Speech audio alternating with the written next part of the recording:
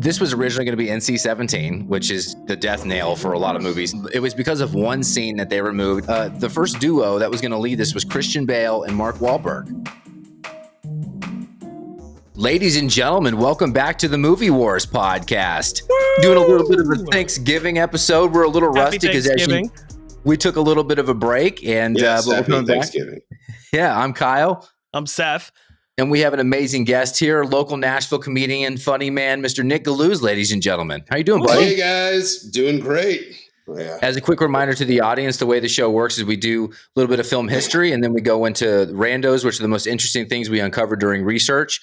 We round it out with the questions, which are interesting questions or funny questions we use to generate banter. And then at the end of the show, we do a rapid fire scorecard to figure out if we can recommend or not recommend the film. AKA the War Zone. So in an effort to be more holiday, more algorithmic on this show, we've been, as you know, we've been doing stuff. We did Prey last time with Peter Murphy when the new Predator movie came out. And I guess Seth said, hey, for Thanksgiving, let's do Prisoners. Hey, I looked up on Wikipedia the top Thanksgiving movies ever made, and this one showed up at the top of every list. So technically, it starts on Thanksgiving. Yeah. Well, when the first time I saw it, I quickly forgot that this whole saga kicked off on Thanksgiving because of the things that ensued. Yeah. Oh, and this is one of those movies, man, kind of like American Psycho, like whenever you get into the movie podcasting space and you're doing social media, this is one of those movies that gets clipped, gets shared. The performances are everywhere. And rightfully so. It's got some tremendous performances in it. And for me, I'm not like anti Hugh Jackman. He's just never been a guy that if you asked me who my top 5 were, or Hugh Jackman wouldn't have made that list. But then I watched this and I was like, I think that might be a mistake. I mean, this was kind of during his like actual heyday because he'd really solidified his Wolverine performance. And then had just recently come off of working on The Prestige with Christopher Nolan, and then kind of had just a role on some mid-range action movies and dramas that came out between then and this movie. And I think he just kind of nailed it with this. This I feel like stretched him so far in his range of being both incredibly calm and subtle to just over the top anger and emotion all at once. Yeah. Nick, what'd you think? Same, dude. I watched this movie like a year ago, like around this time, actually. It was on Netflix.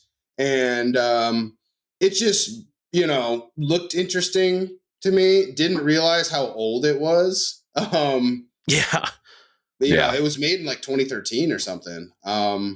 But I watched it a year ago. It just sparked my interest on Netflix, and it like kind of scarred me after one watch.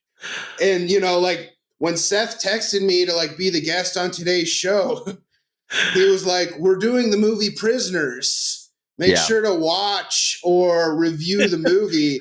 And I immediately respond with, "Dude, can we do another movie?" No lie, because like that movie just like scarred me. Yeah. I mean, I guess in good ways, because it was a really just raw depiction of what like a child abduction case can really be like for the family, Yeah. It wasn't like slapsticky at all. It was like super like, it was just like super raw and I feel like realistic. To an extent. The story could have easily lent itself to some really over the top moments. And I think Denis Villeneuve, who directed it, who also did Arrival and the Dune movies and Blade Runner 2049, like you can really see him coming into his style in this movie because he got such, like you said, raw and just straight organic performances out of every single one of the actors. Like Paul Dano absolutely murdered this role. Terrence Howard, I've got my thoughts on him as an actor. He's pretty hit or miss for me, but this is probably his biggest hit for me that I've ever seen. Same with Viola Davis. Same, like every single person that showed up. Jake Gyllenhaal, dude. My God, he was so good. He was great. Yeah. He's great. I've come around on him. That scene where he's driving her to the hospital and is like trying to keep her awake. You felt every moment of it. Yeah, and I think the biggest thing outside of the performances, and honestly, I mean, we'll have a whole category for this, but I tried to find a performance here to critique, and literally top to bottom, I could not find one, even the kids. Yeah. But outside of those performances, what this movie does, and Seth, you've been doing this with me long enough to know that this is one of my favorite things, is this movie puts you in the moral driver's seat. Yeah. You're constant from the very beginning. The moment that you first see that he's captured Alex, you are in that moment having to make decisions moving forward about what you think about these characters, who are bad guys, who are good guys. And then, obviously spoiler alert if you haven't seen this movie, but then you find out Alex is Barry. And then like you've been taking this moral drive, these curves, right? And then all of a sudden, when you see that newspaper heading that Alex was actually the first kid to ever get abducted, it was Barry. Your stomach, I don't know about you, but my stomach fell out of my body. Yep.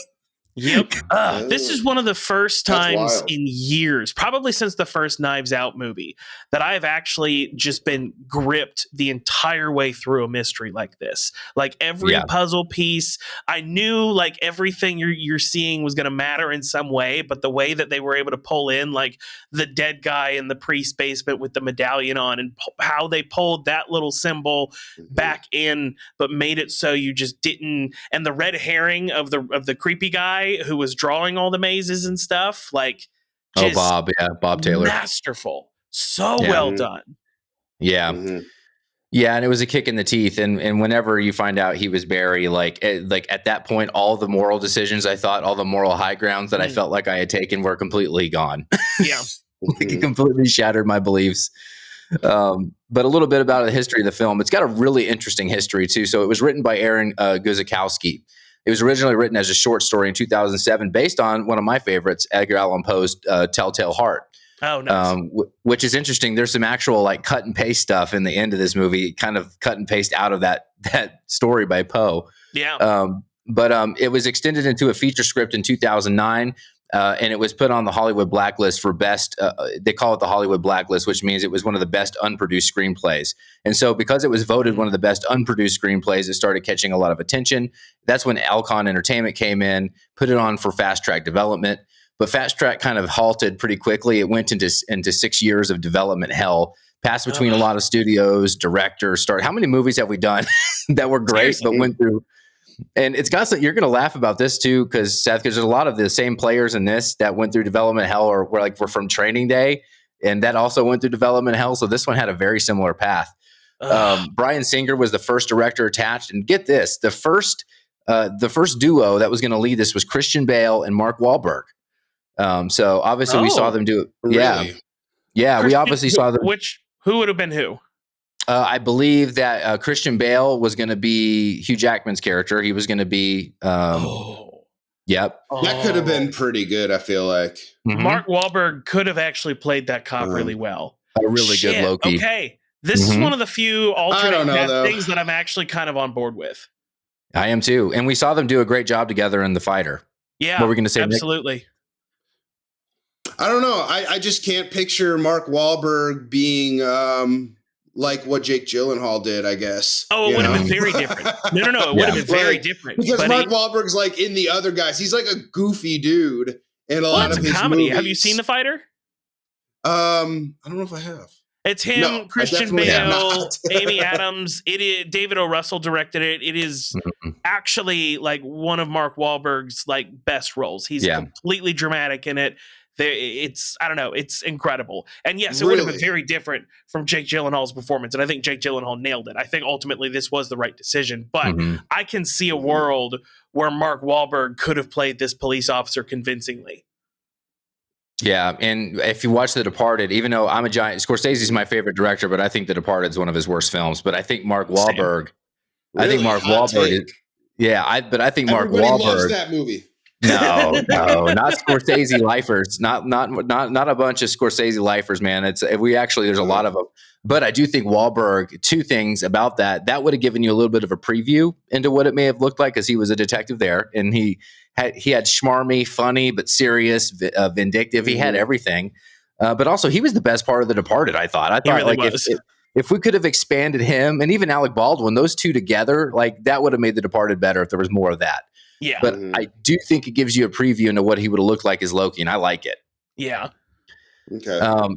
But it didn't stop there. So get this, Singer drops out. Then I talked about Training Day lapse with another, movie that we talked about that had production hell. Antoine Fuqua, director of Training Day, was then brought in. He's the one that brought in Hugh Jackman, but then Fuqua exited. So then Jackman exited. So then again, they didn't have any lead actors. Leonardo DiCaprio expressed interest.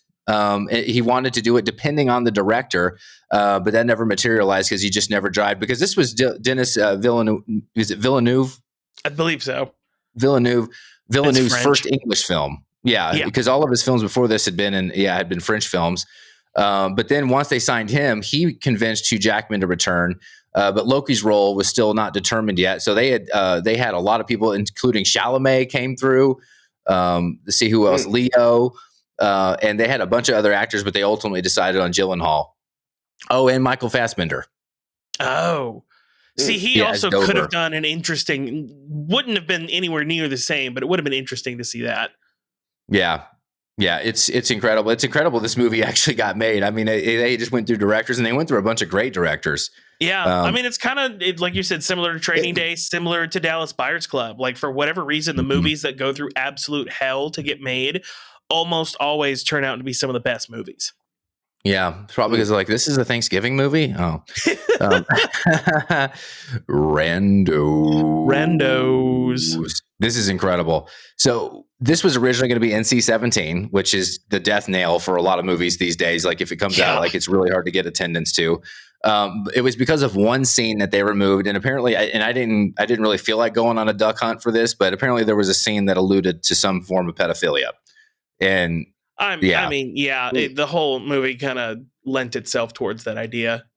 Yeah. And so that was in there. And so I guess there was a scene that was a bit too on the nose. And they said, if you didn't take that out, it's going to be NC-17. So they removed it. And that's what got it down to an R. Fair. Yeah. So this movie's budget was $46 million. Opening weekend made $20 million in the US and Canada, and worldwide grossed $122 million. Wow. So after cost and cinematography and acting sounds like horribly stressful and emotionally taxing on you. People aspire to be these big time celebrities and walk the red carpet and win that Oscar. Everybody looks up to Bradley Cooper and whoever else, who the biggest people are in the industry these days. But for what Hugh Jackman did or whatever in that movie, to be able to get into that character, there's got to be a lot of that doesn't, just not stick with you, Yeah. I mean, Florence Pugh, after doing Midsommar, said that it took her 6 months to realize how horribly depressed she was from that experience, and had to go to therapy because she was like, this fucked with me so hard. Yeah. Yeah, dude. And as an actor, man, that sounds like a terrible job to be a really good actor, Yeah, but some are really detached. Some are really there's the DDL, there's Daniel Day-Lewis, who completely lives and breathes as the character for the amount of time they film, and he prepares.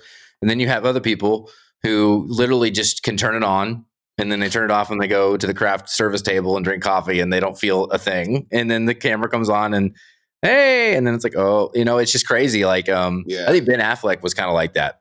I think Ben Affleck's the guy that's kind of like, turn it on, turn it off. I want to be like him, Yeah. Well, Russell Crowe was just on Rogan, and he was talking about the new movie Nuremberg that he just put out. And because he's playing the number 2 or 3 Nazi in existence, in this movie. And they had a whole conversation about how it is an exercise in and of itself to be able to, at the end of the day, shut off the darkness of who that character is, and have to at 5 o'clock or 6 o'clock or wherever, go home and be home with your family after you've literally just played a monster the whole day. That's gonna be wild. I love the Leo story from Django, when he was so Leo was so afraid to say the N-word, and Jeff Jamie Foxx was just Jamie Foxx. He was rousing him the whole time. He's like, just say it. And he had to push him and piss him off enough until he was able to say it. But I would have been like Leo. I was like, I don't want to say that. Yeah. Yeah. So You'll love this, Seth, as a filmmaker. So the last rando. So light was a big deal on this. They wanted most of it to be natural lighting, like specifically the scene in the gas station. The first time they find the RV, that is lit by a gas station. Like that's actual lighting. Yeah, I'm not surprised. But because they wanted to keep it dreary, sunlight was outlawed. So anytime it was too nice outside, they would switch to indoor filming. So I like that. The sun's out. We got to do indoors filming today because we're not going to. And you can tell, especially the beginning, like the first 15 minutes when they're outside a lot, like it's just like the sky is green the whole time. And I'm glad you brought up lighting because my favorite sequence in the whole film, Paul Dano is in the shower enclosure and he's already been soaked. He's in so much pain, and Hugh Jackman's right next to him, and the cuts to inside of the shower where Paul Dano is, and the only thing you can see is what is lit by this little hole in the wall, and it so subtly moves to his eyes, and then when he says something, he moves his mouth right up next to it, and that's all that's lit, and then it's back to his eyes as you're watching just his eyeballs react to everything that Hugh Jackman's saying to him. It's so subtle, but just it spoke the largest amount, I think, of any scene in the whole movie. And his eyes bloodshot. And Dano, I would never noticed that. It's really getting deep with that one there, Seth. Education, baby. We should start a movie podcast. It's almost Well, and on that, I'm glad pay attention to his pupil and what it's doing during this exact second. Yeah, it goes up a half a millimeter. No, dude, he communicates a lot. He communicates a lot through that. He does. Like they go to it a couple of times, and like his eye, the way he's like moving his face, like you can tell, like he's in a lot of pain. Like I loved it, but why doesn't he communicate with his mouth though? Because he's been dosed with drugs so hard that he's not even actually. You find out later he's not actually even mentally disabled. Like he became that way, but they dosed him with ketamine and LSD so hard. Really? That's what they did. Yeah, that's what they do to all the kids they abduct. Is they dose them the brown soda bottles they have that are filled with brown liquid. It's ketamine and acid, and they dose all the. And on top of that, Hugh Jackman. I'm such a dum dum. I didn't realize any of this. I was like, it was just the crazy aunt at the end. She was the one. Sorry, they love Dr. Pepper. Right. Big Soda's the villain. Jake how much sugar is in that? Yeah. Jake Gyllenhaal tracks down bad guy. Yeah, these kids weren't drugged. They were just crashing off Mountain Dew. That's the whole premise of the movie. They use old school Coca-Cola with actual cocaine. Yeah. The question. I'm gonna fast forward through the torture scenes next time. Yeah, those are hard. Those are hard. My God. When he turns the hot water on in the shower, just hearing it, you don't see shit and you hear everything, and it's even worse than I think if you'd watched it. It's off screen. Kind of lends it to what we were talking about with Nightmare on Elm Street back with Mariana. Was like there were times where the effects in that, as great as they were for the time, because they were so featured in that movie, there were some times where some things felt a little cheap or things felt a little out of place or just a little over the top. Denny did such a good job in this by making sure that, what needed to be in your face, like literally Paul Dano's swollen face, like that was such a shocking visual to see. But if you were focused in on Hugh Jackman while he was punching his face in, I don't think that moment would have had the same impact. Like he uses theater of the mind so perfectly right up until he needs you to see the actual results of what the actions have been. Yeah, he's almost getting your buy-in completely, and then he purposely throws you out of the boat.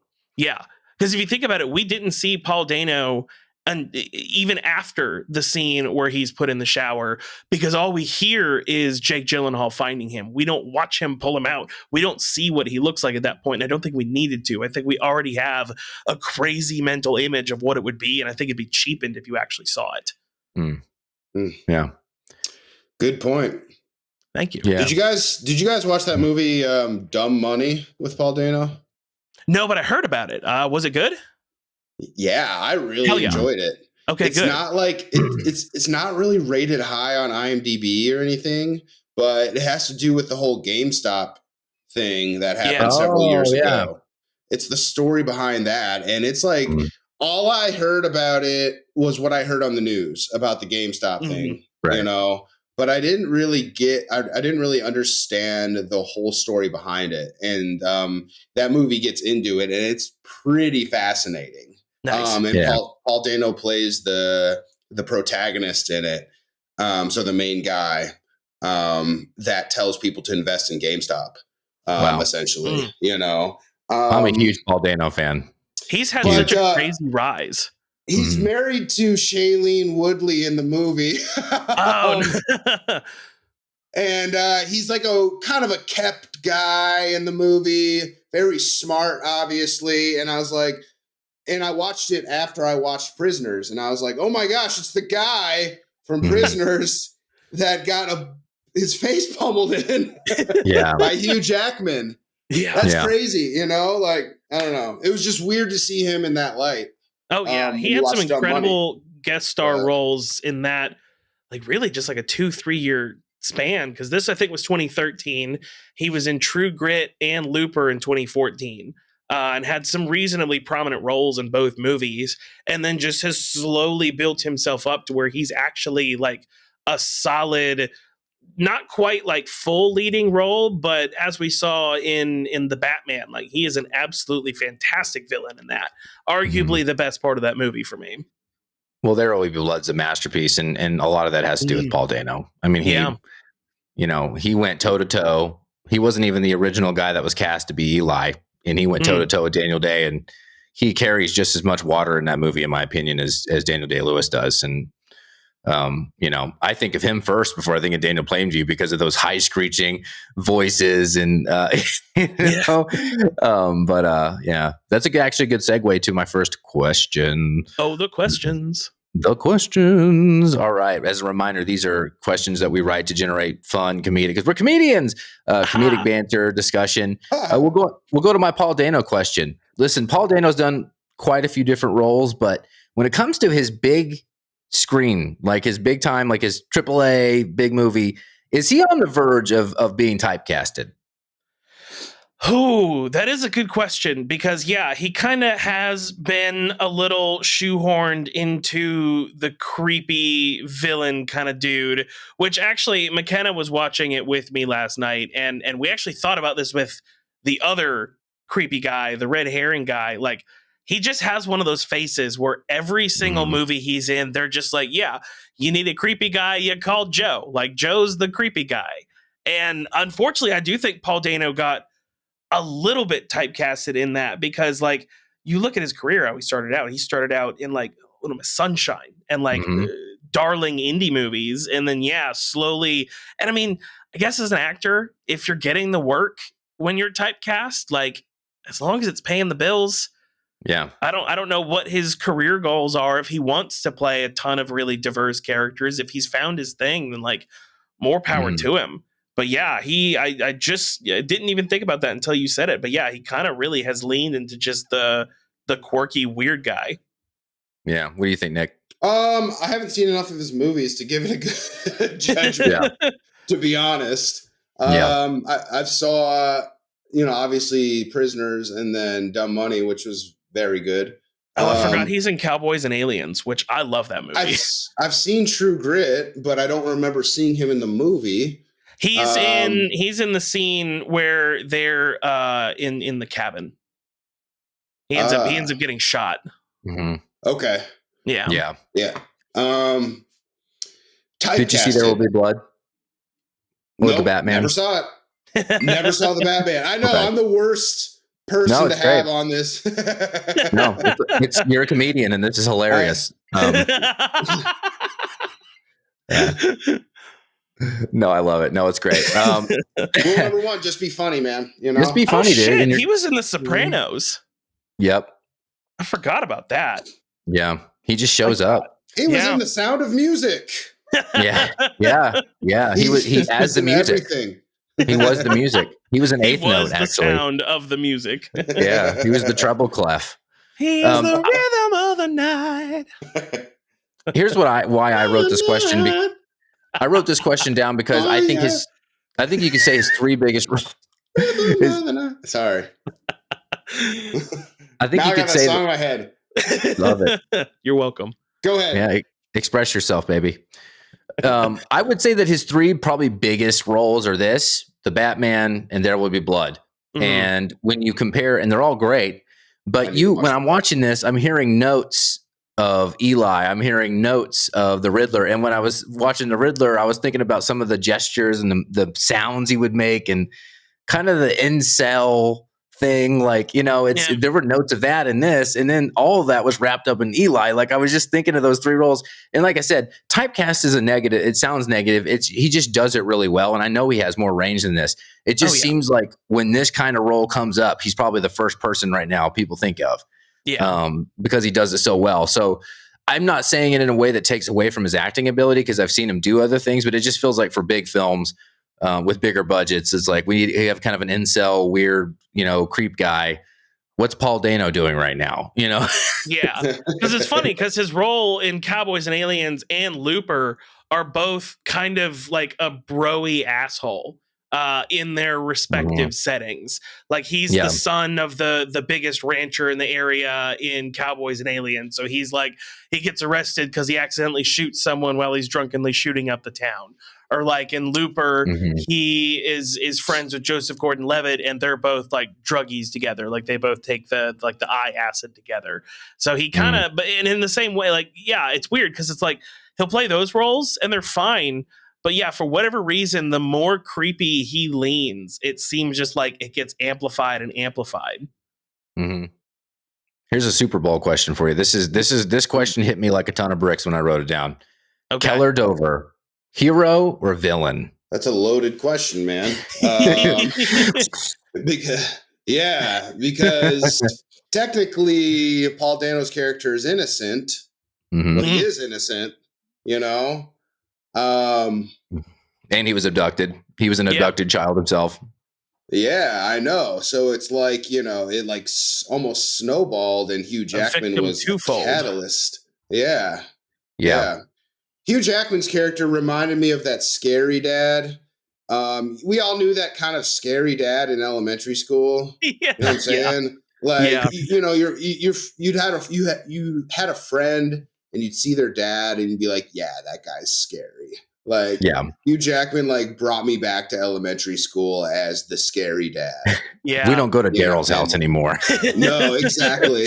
Like, we all as kids saw that, a lot of the innocent dads, but then there was like one or two kind of scary looking dads that would stand out. When you were I don't know why, but the ones I can think of from middle school and high school were both Italian.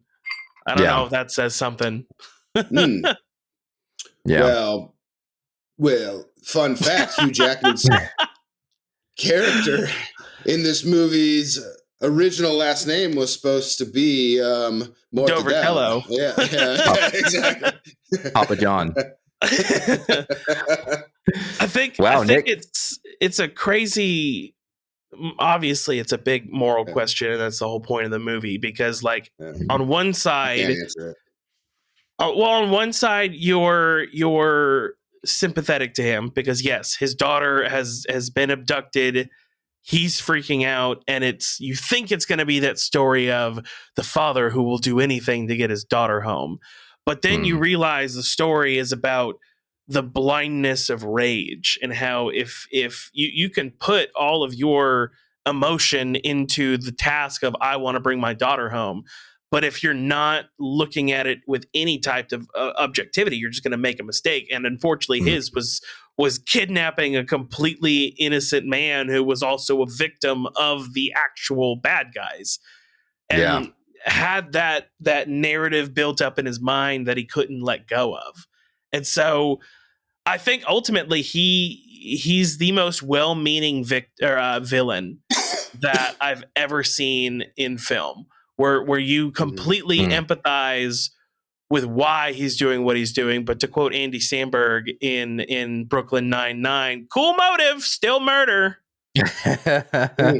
So Yeah, it's like it doesn't matter if you're how right you are, how righteous your anger is. You're being a fucking idiot.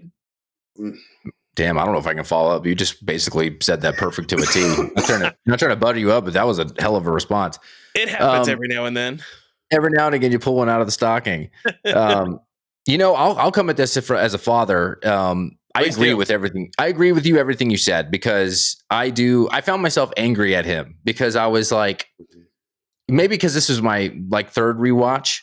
Mm-hmm. And because I knew he was Barry already, I was just so angry at him this time around. It was really hard to shed the fact that it seems like he's not only innocent, he's a victim. It's just like, and he's just abusing him. And I was so angry at him. I lacked a lot of sympathy, but then I had to remember, as a father, I'll give you a quick story. My wife was pregnant with our third child, and she was driving, and a woman was texting and driving and T-boned my wife off the road. Mm. And it turned out this woman not only was texting and driving, but she had been drinking. She had a suspended license, and she had taken someone else's rental car without permission. She wasn't supposed to be on the road. My wife had a bruise just all around. So we spent the rest of that day waiting to find out if we still had a child in there or not. Yeah. And Seth, you've worked with me long enough to know I am not a confrontational person. No. Never been in a fight. I don't like confrontation. But she was over there just texting, kind of like this thing. Hey, maybe sudden, she was on ketamine and acid too. Probably, okay, yeah. It might have been recreational, but she was also Barry. All of a sudden, I am marching toward her, screaming the F word at her. And cops are pulling me back by my arms, telling me if you do that again, I'm putting you in the car and you're going to jail. Why were you calling her gay? Holy smokes. Yeah, I was blind. This is the plot of Prisoners 2. Yeah, my kids were bleeding. One of my kids, Kyle's revenge. Yeah, one of my kids was bleeding from their head. My wife was sobbing, purple, pregnant belly, thinking maybe the kid's gone. This girl just kind of, and so all of a sudden, I didn't know I was doing it. Never been in a fight. Never been in a public argument with a person. All of a sudden, I'm like, you don't give a fuck. And I started screaming. And then the cops were pulling me back by my arms. I was like, whoa. All that to say, I was angry at him this time around because it was a rewatch and I knew the truth. But at the same time, this was very much, if you're a father, I was like, I get it. Yeah. I get it. Yeah. It happened to me in a very. I get it. But again, still the worst thing you could be doing. Sure. Yep. For sure. Yep. Look, and when Terrence Howard is the voice of reason, you know something has gone totally wrong. Well, and I don't know if you guys picked up on this, but do you remember this part? Actually, I didn't pick up on this the first two rewatches, but this shocked me this time.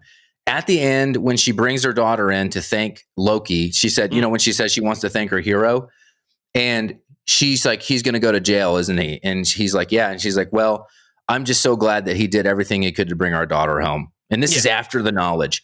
That really hurt me this time. I was like, I get what you're saying, but you know what he did now.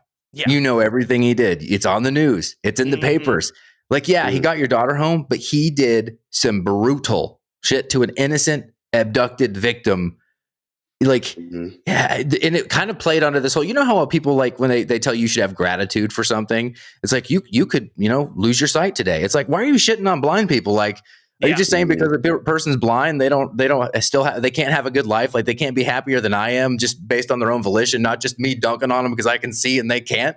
Yeah. That's the worst thing we do as a society. It's kind of the same thing. It's well, he just did whatever he could. Yeah, he did whatever he could. He did some horrible shit to an innocent person. Yeah. And it was I don't know why, but when she said that this time, it triggered me, man. I was like, whoa. No, because again, it's that same thing where it's you put the blinders on, you accept the things that you're willing to accept, but it's my daughter's home. That's all I can say about it. Yep. Which everything else be damned. Your questions have now inspired a question from me. Okay. But before I ask this question, Nick, have you seen Law Abiding Citizen? Gerard Butler and Jamie Foxx. God damn it. Because my question was going to be unhinged revenge movie. Which one's better, this one or Law Abiding Citizen? Because Law Abiding Citizen is fucking brutal as well. The whole scene where he's got the dude strapped to the medical table and he's got him ball gagged and he's explaining everything he's about to do to him. But he's like, but I've got caffeine and adrenaline already hooked into you, so you're not going to pass out during this whole thing. But I'm going to cut your eyelids off, then I'm going to cut your tongue out, then I'm going to cut every fingernail off of you, then your fingers. Like, just goes down the list of basically like the death by 1,000 cuts that he's about to do on this guy. It felt like the vibe of you're Gerard really Butler. Inspiring me to watch it now. It's a great movie. He doesn't actually you don't watch him do any of those things. You just hear him tell him what he's going to do. That was going to be my next question. Okay. Yeah. You just hear him tell him what he's going to do, and then it cuts away, and you kind of see a silhouette of the aftermath later. But it's like, it's again, that theater of the mind. So you've seen it, right, Kyle? Yeah. What do you think? And Which I think one's it's better great. for you? I think it's great, and I think it's in the same stratosphere. The only reason I give a slight edge to Prisoners is because I think the actions felt organic to the people, to the characters, like the characters that we were introduced to. Like, he's a survivalist. He's a blue collar laborer. You know, like all these things. They live in a pretty, like, I get that town. It's in Pennsylvania, but it reminds me of all these poor Michigan towns my band used to tour in, like these during the recession, and kind of these. Hey, bro, take it easy. Yeah. Hey, man, I toured in a lot of recession-nailed cities in Michigan back in the day, and like old houses I grew that up in Grand Rapids, bro. Yeah, dude, that's where I used to tour there. I used to tour. Yeah. You know, there's like these little blue-collar towns outside, you know, and you could just tell that, like, you know, that's the kind of people that were our characters, and I felt like the actions were very organic, and it wasn't methodical. Like, he remembered the hammer, you know. He remembered all of a sudden that he knows how to rig the water, you know, and he's using his mind organically. Whereas I think with Law Abiding Citizen, it's really good. It's just I would say it's more surgical. It's more like, I feel like it's more plotted. So I give it a slight edge, but I recommend anybody go watch Law Abiding Citizen. To that point, I think that makes sense, though, because in Law Abiding Citizen, he had years to think out his revenge. This Hugh Jackman is thinking about what he's going to do in the moment. So I think where I land on this is, I think objectively, Prisoners is the better movie, but I would rewatch Law Abiding Citizen more often. Yes. It's significantly less gut pulling to watch. Okay, and that's more my lane. Yeah. And Jamie Foxx doing Jamie Foxx things, you know, he always finds, like, even in Collateral, that's a very serious film, but he finds a way to add levity, you know, and he can. Another great movie, by the way. Yeah. We so you've seen that one.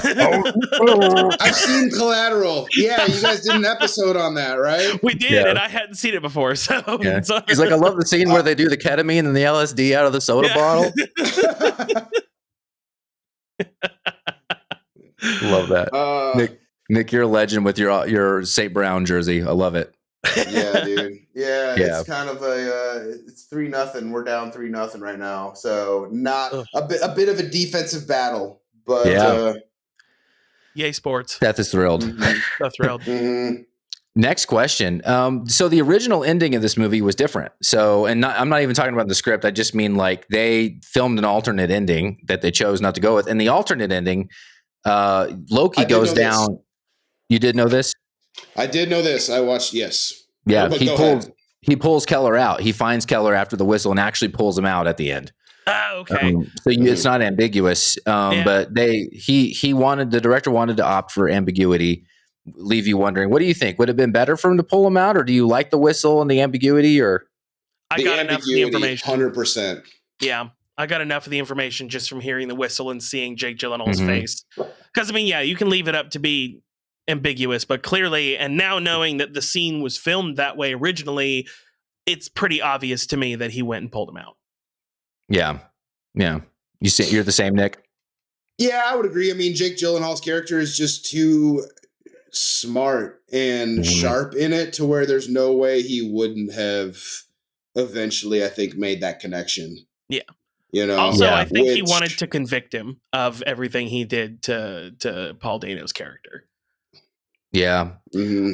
I'm just a sucker for a brilliant callback, and to put that whistle silhouette in there, that it's the daughter's whistle, and they talk about it when one she was like trying to look for in the beginning, correct? Yeah. Yeah. And it kind of hurt me. I was just like, the movie never gives you a pass. Like there's never a moment where you're like, oh, finally we can take a breather. Yeah. Like you are holding your breath from the moment one until that last little whistle blow and then done. Yes. You just nailed it again, man. You're a poet today. I love it. Dude, like finally I'm like, tell him, Seth. I'm like, finally it's almost over. And then the whistle. And I actually forgot that it goes to black. I forgot that he doesn't pull him out. And then like it goes to black and the credits. I'm like, oh shit, I forgot. Yeah. I forgot that we don't know. I was like, damn you. And but I like it too. And I love ambiguous, and I love totems. I love like callbacks, not just callbacks, but callbacks that are like items, like specific that are like object based. And like that's something Nolan does so well too. Like a small totem, a small thing. And I thought that was placed.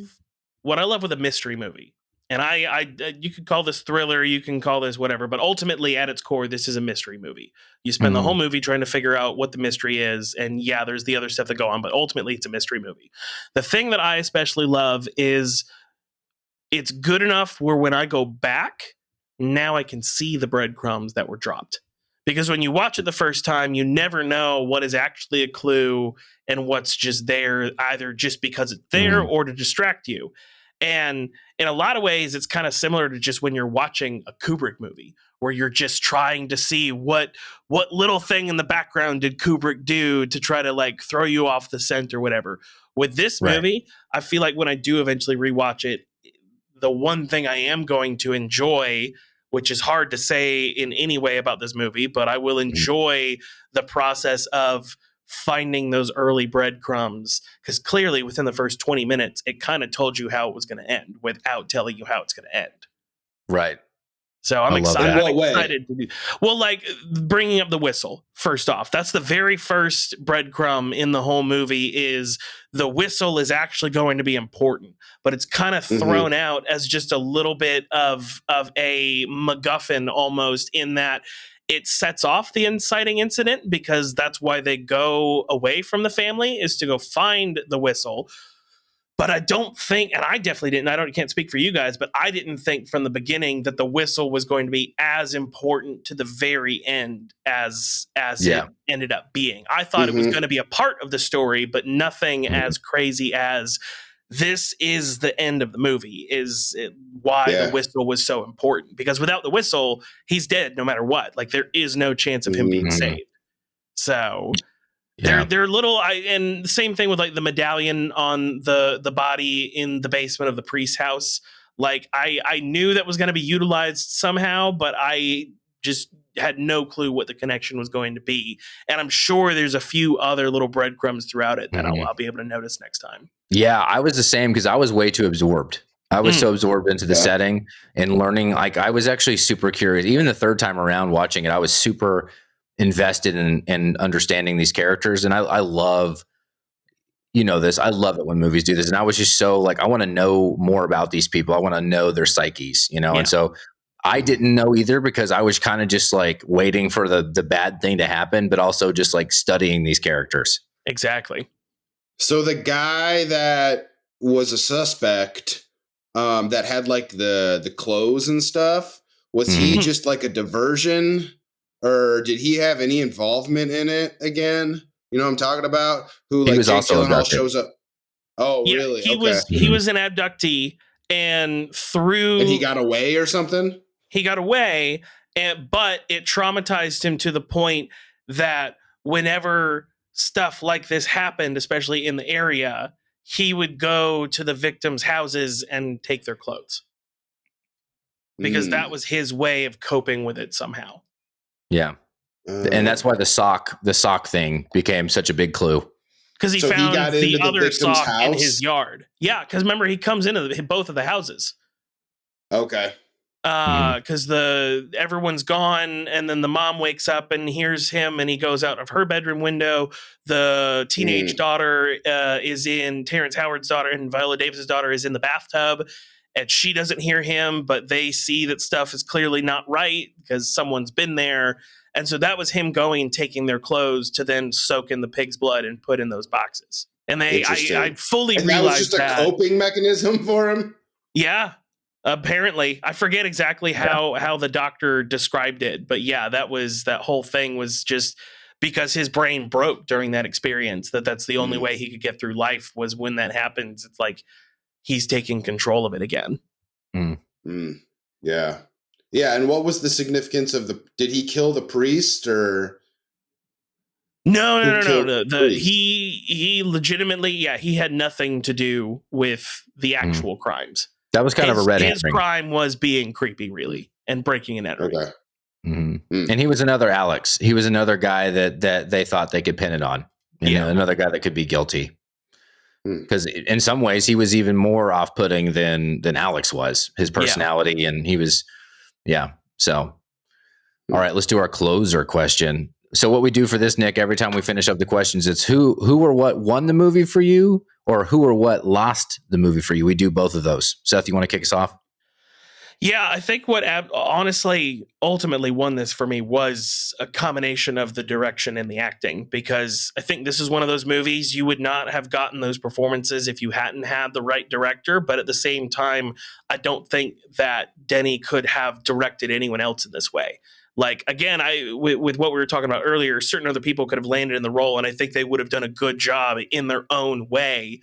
But this is an example where there's such a strong collaboration between the director and the actors that there was not a single miss. This was the same intensity level as any Christopher Nolan movie, any David Fincher movie, any Darren Aronofsky movie, to that same degree of where it's like the director and the actors are almost intertwined, and you can really see both the collaboration come through.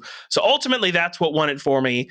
And I think what lost the movie for me, and this is not even a negative, but it's just like coming out of this, I don't have any inkling to rewatch this movie anytime soon. And there's a special category of movies in my brain where it's like flawless movies have no interest in seeing anytime soon. Hereditary is one of those. Hereditary is in my opinion, probably the most flawless horror movie that has ever been made.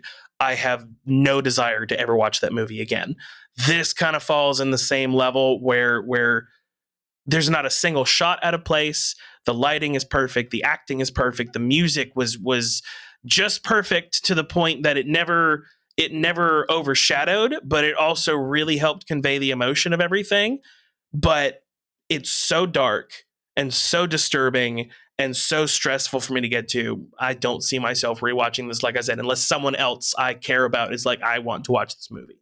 Well said. What about you, Nick? Yeah, I would kind of piggybacking off of that. Like, I can't think of anybody, or like, if you're that person, then please let me know. That would be like, yeah, this week we're going to watch Prisoners again, you know, like top 10 movies. Let's do it. I've seen it 8 times, you know, I'm going for a 9th. Yeah. And then followed up with Requiem for a Dream, just for the double feature. Dude, yeah, you got to be a little cuckoo, I feel like, in order to watch this movie on the reg, you know? But at the same time, like, it's like emotionally jarring as it is, I didn't want it to end. Yeah. It's one of those didn't want it to end ones, to where, like, at the very, you know, when the screen cuts black at the end, you hear that whistle, Jake Gyllenhaal perks up a little bit, thinking he hears something, and you're like, oh, like, I want something else to happen now too, because it's just like so like well laid out, and so like just it's a good little like kind of disconnect from reality watching this almost, because you're so captivated by the story, you know? I think that reason of wanting more is the perfect explanation of why showing Hugh Jackman come out of the hole would have been detrimental to the movie. Because I would rather want that scene than get that scene and it ruin everything. Yeah, and I think alludes to the whole suspense behind the entire movie too, man. Like, the movie was raw from the get-go. And so to end it with, he magically, they reunite with one another and he rescues him and everybody lives happily ever after. No way. That was not the intention of what they were trying to go for in this, you know? Did you say what for you? Oh, okay. No, I didn't, but I don't really have an answer for that one. Here, you can do either or. kind of like Seth's answer, honestly. Like it's not in the rotation by any means. Yeah. But it's not a comfort movie. It's fascinating nonetheless. Yeah. And if you appreciate just good acting, like I can't think of anything better that I've watched in a long time. Yeah. You know? How about the blatant misuse of soda bottles for such evil? Don't treat Dr. Pepper like that. This movie's so anti-big soda. Yeah, it's such subliminal messaging. And then like also like little side note, like the mom too, she did really well. When she was in the bedroom and all she wanted to do was take her medication and sleep and not do anything. That was like such another very raw depiction of the toll that it can take on a parent, you know? Absolutely. It was crazy. Like there was nothing candy coated about how I think parents would react to this type of situation. So what won it for me was I watched this thinking like, and again, I don't downplay Hugh Jackman as an actor. He's not someone I reference often in terms of like when you ask me who my favorite actors are, but I watched this and I'm like, for the third time, I'm like, why? Like there's so much range here. His eyes, his facial expressions, there's so much he's doing here that just absolutely blow my mind away. And also there are very few films that have put me in the moral driver's seat like this movie has, where it forces you. Some movies, they present you with moral ideas and you can say yes or no or decide your own point of view. This one forces you because of the emotionally charged subject matter, especially as a parent. Like I was forced at gunpoint to figure out where I stake my claim in the moral, in the moral stratosphere of this movie. And it was uncomfortable. I thought you were about to tell some crazy story about growing up, how you were actually held at some point by one of your parents. Yeah, exactly. Right. I mean, that wouldn't be weird. Arkansas. It wouldn't be weird for my childhood. That would have fit right dishes. in. Exactly. A couple things that I thought lost it in a near perfect movie. I'm going to say that I think it's I don't think it is perfect, but it is a near perfect movie. This actually happened to me on my third rewatch. The first couple times I didn't question this, but the aunt is written a little odd, I would say. I like the first half of it with her, but I this time was the first time I said, man, they're asking me to really buy into that she loses her son to cancer, and this is her reaction. It feels like a big leap, and it feels like a big leap because it's a movie where actually it's pretty grounded. I mean, there's not a lot about this movie that's mythical, or you could probably. I mean, hell, I don't know if you guys have seen the clip, but I mean, there was a guy that his daughter was. This really happened. His daughter was abducted. I can't remember his name, but like a lot of people talk about him. His daughter was abducted and sexually abused. And when they were hauling him out of the airport or whatever, I can't remember there's a courthouse, and he was hiding behind a payphone, the dad, and when they had him in cuffs, and he ran up and shot him in the back of the head. Yeah. And killed him. Like, this is something that has happened in some form or fashion. But her leap to say, my son died of cancer, so what does she say? Like, we punish. This is the war we wage on God. Yeah. It was the only thing in the movie that kind of stuck out like a sore thumb. I was just like, I get it. It's a big jump. I can see that I would have to reevaluate on a rewatch, because at this point, this being the only time I've seen it, I bought it, honestly. Yeah. I very much bought, because not to that degree, but I have seen post, traumatic event depression, like really fuck with some people. And so I get what you're saying and don't necessarily disagree with it. I would have to reevaluate soon. Yeah. No, and that's fair, because I'm more asking out loud, because I'm like, really? And I guess here's the thing. She's messed up. She's a messed up person. So I guess maybe there's a breadcrumb there that doesn't feel satisfied, that like, well, what was really wrong with her before? Well, we don't know anything about her husband. He's dead by the time the movie starts, so we don't know what influence he had on her. All we have is that half of the story of her.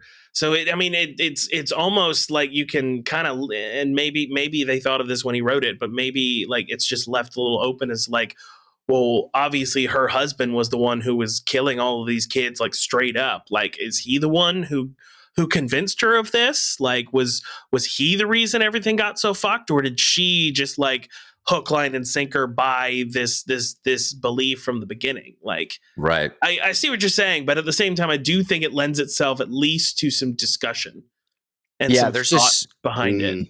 Yeah, and it's just part of the moral quandary of this movie. It's just it's just another big question, and I just know people personally have lost children to disease, or I know that's anecdotal, but just none of them have gone to the next stage of abducting and killing other people's children. It's like it's just such a leap, but it's a very small. It wasn't enough. I was still very much enraptured by the film. So.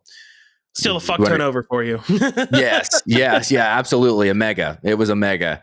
We're about to teach you our ranking scale here. Yes. And let's do our didn't like Jake Gyllenhaal's tattoos, didn't those have some meaning too or something? I think his name being Loki and the tattoos, I think, are supposed to be, probably in line with Loki's Nordic, the mythical tale of Loki. The god of mischief, yeah. Shout out God of War. Yeah, God of War. And oh, Tom yeah. Hiddleston. Yeah. Yeah. Mm-hmm. Yeah. So the way we do this is we have 4 categories. We yes or no them. It's acting, writing, directing, and something we call film composition. Film compositions, stunts, choreography, lighting. It's all the technicalities that Music, are outside sound. The whole thing. Seth, you want to show us how it's done? What do you think? Let's enter the war zone, y'all. War zone. Acting, I think we've gone over this whole podcast. The acting was flawless. Not a single person, even down to the youngest kids. Like, the kids were so good. I thought that they were 10 and 12, not 7 and 8. Like, I thought they were significantly older than they were. They were just that good. So acting, obviously, it's a yes for me, 100%. Everyone brought 110% of themselves to these roles, and they fucking crushed it. Writing, I could see some questions within the writing, especially your question there about the ant. But even with any nitpicks I have, there's nothing that's going to make me say no on this. I think this is one of the most expertly unraveled mysteries I have ever seen.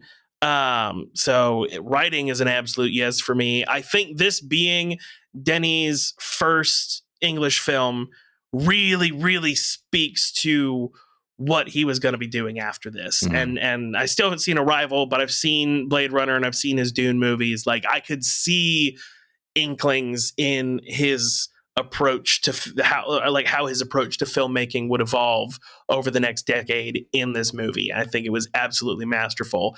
And then once again, with film composition, again, it's a yes for me, because I can't think of nothing stuck out as bad. This is not one of those movies where musically you need like memorable themes or memorable musical moments. You need the music to convey the emotion of the moment, and that's all it needs to do. And I think it does it expertly. The lighting, as we said, with it being as natural as it possibly could be, was absolutely flawless. Every aspect of the world we were in, every house felt perfectly lived in, every yard, like all of it, just an absolute yes for me. So this is 4 yeses. I mean, I think we established that from the get-go, like this is one thing that I've watched a lot of stuff, like I'm a movie / TV buff. I've just seen not law-abiding citizen. A ton, just not law-abiding citizen. Hey, I have. Or anything else Paul Dano's been in. Or anything else, yeah. Except Dumb Money. Yes, which is great. You should watch that again. You should watch that. I will. Honestly, you're the first person I've heard talk about it, so I'm actually curious now. It's fantastic. Pete Davidson's in it, too. All-star cast. You could have stopped with Paul Dano. But no, it's kind of like one of those. It's kind of one of those cemented movies that you watch. When you watch it one time, it's going to cement itself in you. As far as like, okay, like this kind of stands out. This movie's in a category of its own. Like it's very like. It's such a simple plot, but it's so unique in the way that the story is unraveled, And again, like small town, like it's kind of relatable, you know, because it could happen anywhere. Happens in a pretty mild-mannered neighborhood that we all, you know, have seen or maybe grew up in or whatever, you know. Everything that happens kind of makes you think, okay, this could be a real life story, you know. But as captivating and gripping as it is, you know, it's crazy that it just doesn't seem unrealistic too, you know. And so I guess that's everything about it seems like it could be reality, you know, the way that the actors react and the way that, you know, Hugh Jackman's character reacts, the mom reacts, the detective is, everybody, you know. There's nothing like, oh, that's phony, you know. And so I guess that's why it was like so like, okay, like this almost feels like I'm watching 2020 or something, you know? Yeah. Like, a good Dateline episode. Sounds like a clean break to me. Yeah. Yeah. But yeah, it sounds like a bunch of yeses. I would say a bunch of yeses. Yeah. Is it in my top 10 of, you know, like, again, let's rewatch it? No, absolutely not. But sure, if you appreciate movies, child just abduction, captivating stories. I mean, it's a masterclass of storytelling. No, it's a masterclass of storytelling. So yeah, for sure. Like we both said, it's incredible. Probably won't watch anytime soon. Yeah. But would I watch again? Yeah. One day. I need a little more therapy first. Yeah. Have the whole family watch it on Thanksgiving. Yeah. Exactly. It's the Thanksgiving watch. This is the follow-up to the Macy's parade. Yeah. Right. What if it was just a Macy's float that was a recreation of this movie? Just Hugh Jackman hammering a sink for 10 minutes. Right. Yeah. And there he is up there. That's incredible. Yeah, I'll do mine. Acting, dude, I don't know what else to say. I mean, there's not a bad performance here. I mean, I think it shows Hugh Jackman just insane range. And Jake Gyllenhaal is kind of similar to me. Like, he's a guy that I don't dislike. It's just I don't reference him often when I talk to other people about actors I love. But every time I see him, like Nightcrawler, there's so many. He's just done what is it? After Watch. End of Watch. End of Watch. Sorry, yeah, End of Watch and Source Code are two of his most underrated movies. He just always knocks it out of the park, man. As far as writing goes, I mean, it's just spot on. I think I always love it when the dialogue and the character development, like I feel like these characters grew out of the ground in the setting, like the setting they're in. They feel so natural. They feel so organic. The place feels lived in. And I feel like the way the characters are written and developed, it just feels very natural. Like, even though I was so mad at him for having, you know, abused this kid who was abducted because he decided to be a vigilante, it made sense. It made sense. And it made sense as a father. It made sense as based on his career and what he did and where he lived and who he was. Everything just felt so organic. I love that. Directing just absolutely nailed it. I love the decisions that were made because, you know, it was the director's decision with lighting. The way this film, I said organic earlier, it looks organic. And I think a lot of those decisions came from him. And I just think there's also nothing I would take out. I'm trying to think, like, would I cut anything out of this movie? Was it too long, or was it, because it's 2 hours and 32 minutes. Yeah. It's a long one. Yeah. And the original was, and the original cut was 3 hours, but it never felt that way. It did feel like a drudge, but that's just because of the subject matter. It didn't feel like, I was like, oh, I could have done it without that. There's no wasted space here. And that's rare. That's very rare. As far as film composition goes, it looks stunning. I think even though it's a dark, dreary thing, the way it is filmed, the lighting, the editing, there's so much about it that's just fantastic. The sound, I love the weather, and most of the weather was added in post. A lot of that is the only visual effects they really used in this movie was for the lighting. So they added rain and they added all that, but it just looks great. I love how the condo looks. I like the condo that he keeps Alex in. I just love that it's under construction. The sets are fantastic. So this is a big mega yes for to everything. Well, Nick, it was a blast to have you on the show, man. We just did a clean sweep. All three of us gave it 4 yeses. We talked at a deep level, man. Thank you for joining. So we're going to air this the week before Thanksgiving.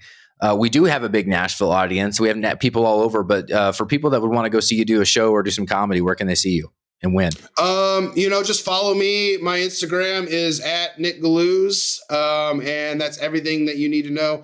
Will that display on here, Kyle, when you post it, or can you It sure will. Cool. Yep, it'll be right under the video. Shoot me a follow. Everything you need to know about my comedy shows, or maybe I might be DJing downtown too, because I do a little DJing as well. But I do a lot of local stuff.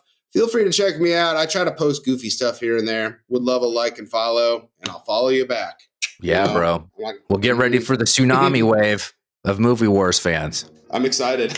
Yeah. Awesome, man. You were great. Thank you so much for hopping on. Everyone have a great night and have a good Thanksgiving. Movie Wars.